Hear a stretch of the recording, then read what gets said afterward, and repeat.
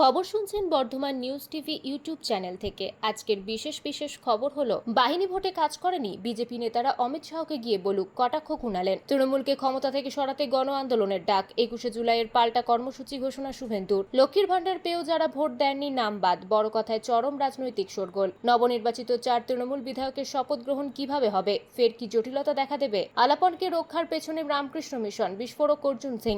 Vote নিয়ে কেন্দ্রীয় বাহিনী কমিশনকে নিশানা। সমবায় ভোটেও দাসপুরে তুমুল উত্তেজনা। তৃণমূল সিপিএম সংঘর্ষে ঝরল রক্ত।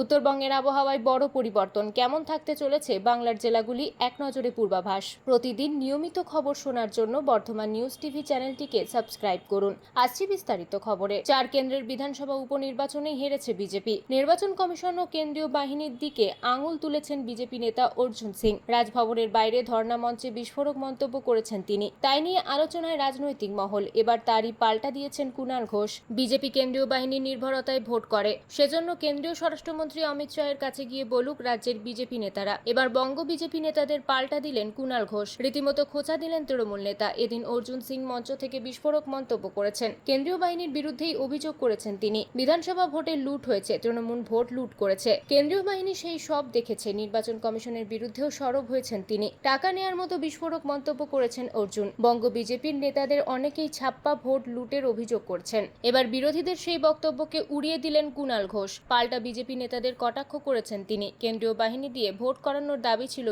বিজেপির কথায় কেন্দ্রীয় বাহিনী এসেছিল, তারপর বিজেপি হেরেছে। এরপর অভিযোগ করতে হলে কেন্দ্রীয় স্বরাষ্ট্রমন্ত্রী অমিত শাহকে গিয়ে বলুক বিজেপি নেতারা। পাল্টা দিলেন কুণাল। বিজেপি রাজ্যে গোহারা হেরেছে, জেতা আসনগুলো হাতছাড়া হয়েছে তাদের। মানুষ স্বতঃস্ফূর্তভাবে ভোট দিয়েছে, মানুষ বিজেপির বিরুদ্ধেই রায় দিয়েছে। গতকাল এই দাবি করেছেন কুণাল। শুভেন্দু অধিকারী নবান্ন অভিযান করবেন, তাই নিয়েও খোঁচা দিয়েছেন কুণাল। অভিযান নয়, নবান্ন যেতে চাইছেন না তো তিনি। শুভেন্দু অধিকারী এদিন ভোট লুটের কথা বলেছেন। হিন্দু ভোটারদের ভোট দিতে দেয়া হয়নি, এই কথা বলেছেন তিনি। হাইকোর্টের অনুমতি নিয়ে রাজভবনের সামনে নির্দিষ্ট সময় ধর্নায় বিরোধী দলনেতা শুভেন্দু অধিকারী। ভোট পরবর্তী হিংসায় ক্ষতিগ্রস্ত হওয়া 300টি পরিবারের সদস্যদের নিয়ে এদিন ধর্নায় বসেন বিরোধী দলনেতা। সঙ্গে ছিলেন বিজেপি বিধায়করাও। ধর্না চলে সকাল 10টা থেকে দুপুর 2টো পর্যন্ত। প্রসঙ্গত, বিরোধী দলনেতা প্রথমে কলকাতা পুলিশের কাছে ধর্নায় বসার অনুমতি চেয়েছিলেন, কিন্তু কলকাতা পুলিশ অনুমতি না দেওয়ায় তিনি আদালতের দ্বারস্থ হন। শেষে আদালত ধর্নায় অনুমতি দিয়ে সময় বেঁধে দেয়। ধর্না শেষে শুভেন্দু অধিকারী সংবাদ মাধ্যমের সামনে রাজ্যের ক্ষমতা থেকে তৃণমূলকে সরাতে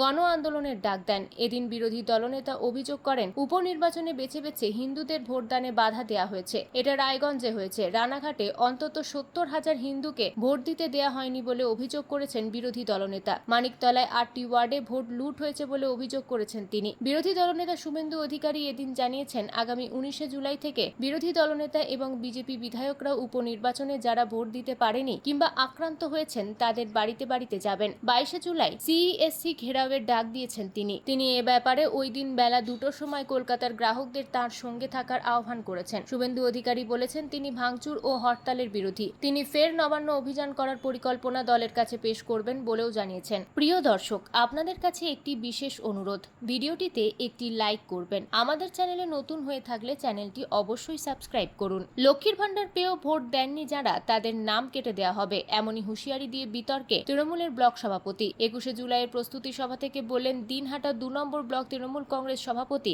দীপক কুমার ভট্টাচার্য। তৃণমূলের ব্লক সভাপতির মুখে লক্ষ্মীর ভান্ডারের নাম কাটার কথা শুনেই শোরগোল কোচবিহার জেলার রাজনৈতিক মহলে। যদিও তার বক্তব্যকে বিকৃতভাবে বিশ্লেষণ করা হচ্ছে বলেই দাবি তৃণমূলের ওই ব্লক সভাপতির। তৃণমূল নেতা ঠিক কি বলেছেন? দিনহাটা 2 নম্বর ব্লক তৃণমূল কংগ্রেস সভাপতি দীপক কুমার ভট্টাচার্য বলেন, এত কিছু পাওয়ার পরেও, লক্ষ্মীর ভান্ডারের টাকা পাওয়ার পরেও তৃণমূল কংগ্রেসকে ভোট না দিয়ে বিজেপিকে ভোট দিয়েছে। অন্ততপক্ষে আমাদের কিছু জনের নাম লক্ষ্মীর ভান্ডার থেকে কেটে দেওয়া দরকার আছে। যে টাকাটা মমতা বন্দ্যোপাধ্যায় দিচ্ছে, যে টাকাটা তৃণমূল পরিচালিত রাজ্য সরকার দিচ্ছে, সেটা নরেন্দ্র মোদীর টাকা নয়, তৃণমূল সরকারের টাকা। বিষয়টি নিয়ে শোরগোল রাজনৈতিক মহলে। বিজেপি নেতা বিরাজ বসু বলেন, বিচারকের আসনে বসে বিরোধী দল করলেই তাকে লক্ষ্মীর ভান্ডারে টাকা দেয়া যাবে না, রেশন নিতে দেওয়া যাবে না, সরকারি বিভিন্ন যে প্রকল্প রয়েছে তার সুবিধা দেয়া যাবে না, এটাই তৃণমূলী কালচার। প্রসঙ্গত, লক্ষ্মীর ভান্ডার নিয়ে নতুন কিছু বলার নেই। এই প্রকল্পের আওতায় প্রথম দিকে সাধারণ শ্রেণীর মহিলাদের প্রতি মাসে 500 টাকা এবং তপশিলি জাতি ও উপজাতি শ্রেণীর মহিলাদের প্রতি মাসে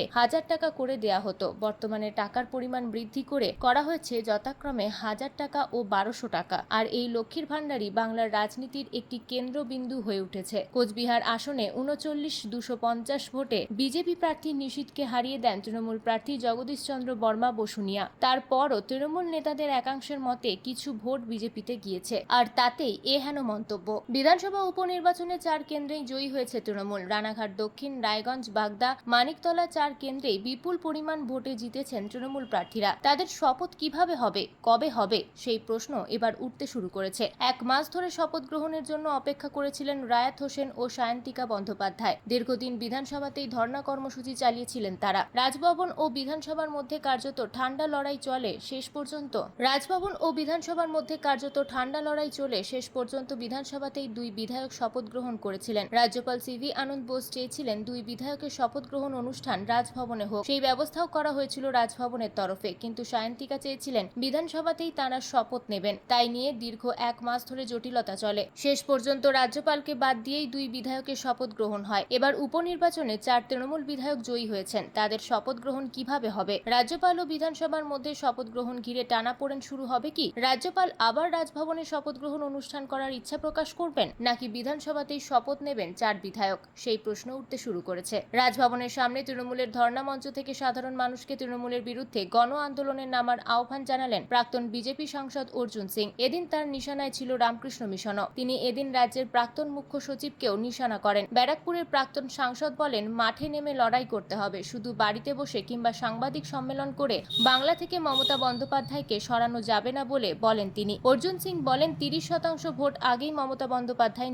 নিয়েছেন। বিভিন্ন প্রকল্পের সুবিধা পাওয়া 7% মানুষ মমতা বন্দ্যোপাধ্যায়কে ভোট দিচ্ছেন, আর 7% ভোট দখল করা হচ্ছে বলে এদিন অভিযোগ করেছেন অর্জুন সিং। তিনি এদিন তৃণমূল কংগ্রেসকে লুটেরা, ধর্ষণকারী বলেও আক্রমণ করেন। এদিন অর্জুন সিং অভিযোগ করেছেন, মানিকতলার উপনির্বাচনে কেন্দ্রীয় বাহিনীর দায়িত্বে যে আধিকারিক ছিলেন তিনি কলকাতার পুলিশ কমিশনারের সঙ্গে বসে বৈঠক করে টাকা নিয়েছেন এবং ভোট করিয়েছেন। এছাড়াও পশ্চিমবঙ্গের মুখ্য নির্বাচনী আধিকারিককেও তীব্র আক্রমণ করেন। তিনি বলেন, ওয়েবকাস্টিংয়ে দেখা গিয়েছে 4 জন ঘুরে ঘুরে ভোট দিচ্ছে, তাকে দেখালেও মানতে চাননি মুখ্য নির্বাচনী আধিকারিক। অর্জুন সিং বলেন, লজ্জা লাগে না? 6 বছর ধরে এক পদে বসে আছেন। সমবায় কৃষি উন্নয়ন সমিতির প্রতিনিধি নির্বাচনে অশান্তি। সিপিএম ও তৃণমূল নেতা কর্মীদের ধস্তাধস্তিতে ঝরল রক্ত। পশ্চিম মেদিনীপুরের দাসপুরের সুলতাননগর এলাকায় তুমুল উত্তেজনা। পুনর্গণনার দাবিতে অনড় রাজ্যের শাসক শিবির। পাল্টা তৃণমূলের বিরুদ্ধে ছাপ্পা ভোট দেওয়ার অভিযোগ সিপিএম এর। এলাকায় মোতায়েন বিশাল পুলিশ বাহিনী, নামানো হয়েছে র্যাব। গত 2019 সালে দাসপুরের সুলতাননগর জোট গৌরাঙ্গ সমবায় কৃষি উন্নয়ন সমিতির নির্বাচিত বোর্ডের মেয়াদ শেষ হয়ে যায়। অভিযোগ, তৃণমূল পরিচালিত বোর্ড ভোট করেনি, প্রশাসক নিয়োগ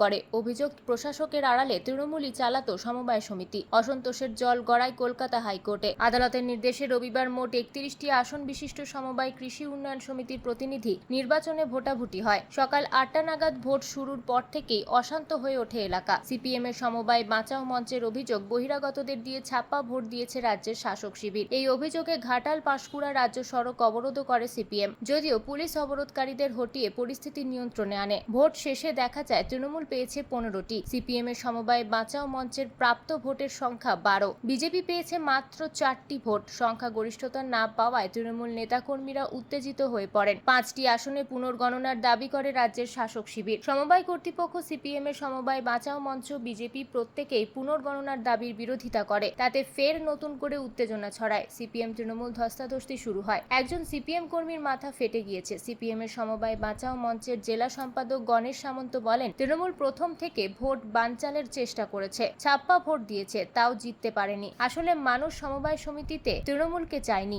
বোর্ড গঠন নিয়ে এখনই কোনো সিদ্ধান্ত নেওয়া হয়নি বলেই জানান সিপিএম নেতা। দাসপুর ব্লক তৃণমূল সভাপতি সুনীল ভৌমিক অবশ্য পুনর্গণনার দাবিতেই এক কাট্টা। তিনি বলেন, ম্যাজিক ফিগার পাইনি ঠিকই, কিন্তু সবচেয়ে বেশি ভোট পেয়েছি, তাই আমরাই বোর্ড গঠন করব। নতুন করে অশান্তি রুখতে এলাকায় মোতায়েন বিশাল পুলিশ বাহিনী ও র্যাব। সকাল থেকে মেঘলা আকাশ বিভিন্ন জেলায়। ইতিমধ্যেই সকাল থেকে উত্তরবঙ্গের জেলাগুলিতে একাধিকবার হালকা থেকে মাঝারি এবং দক্ষিণবঙ্গের জেলাগুলিতে ছিটে ফোটা বৃষ্টি হয়েছে। এদিন সকালেও উত্তরবঙ্গের 2টি জেলায় ভারী বৃষ্টির পূর্বাভাস থাকলেও বেলা বাড়তেই 5টি জেলায় ভারী বৃষ্টির পূর্বাভাস দেওয়া হয়েছে। অন্যদিকে দক্ষিণবঙ্গের অধিকাংশ জেলাতেই বজ্রবিদ্যুতের পূর্বাভাস দেওয়া হয়েছে। রবিবার রাতে দক্ষিণবঙ্গের আবহাওয়ার পূর্বাভাস অনুযায়ী আগামী 7 দিন সব কটি জেলাতেই হালকা থেকে মাঝারি বৃষ্টি হতে পারে। এদিনের বাকি সময়ে বজ্রবিদ্যুতের সম্ভাবনা রয়েছে হুগলি, দক্ষিণ 24 পরগনা, পূর্ব মেদিনীপুর, পশ্চিম মেদিনীপুর, ঝাড়গ্রাম, পুরুলিয়া, বাঁকুড়া, পূর্ব বর্ধমান, পশ্চিম বর্ধমানে। আপাতত আগামী 5 দিন কোনো জেলাতেই ভারী বৃষ্টির কোনো পূর্বাভাস নেই। রবিবার রাতে আবহাওয়া দপ্তর জানিয়েছে, আগামী 24 ঘন্টায় কলকাতা ও আশপাশের এলাকায় সাধারণভাবে মেঘলা আকাশ, হালকা বৃষ্টি কিংবা বজ্রবিদ্যুতের পূর্বাভাস দেওয়া হয়েছে। খবর আজকের মতো এই পর্যন্তই। ধন্যবাদ।